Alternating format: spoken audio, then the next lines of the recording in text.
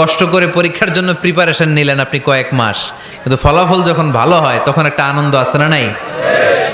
সারাদিন রোজা রাখলেন রমজানে, কি কষ্ট, তৃষ্ণায় গলা ফেটে যায়, কিন্তু ইফতারির সময় যখন রুহ আফজা শরবতটা খাই কেমন লাগে?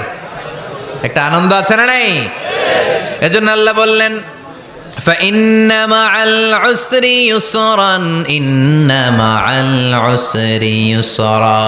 ও নবী, কষ্টের দিন মক্কায় অল্প কিছু দিন, মদিনাতে আনন্দের দিন অপেক্ষা করছে।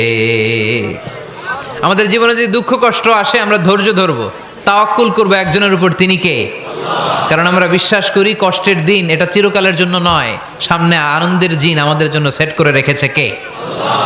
তাহলে আমরা সূরাতুল ইনশিরাহ থেকে 3টা নেয়ামতের বর্ণনা শুনলাম, বিশ্বনবীকে কি সান্ত্বনা দেয়া হলো সেটা শুনলাম। এবার 2টা গাইডলাইন শুনে তাফসীর আমরা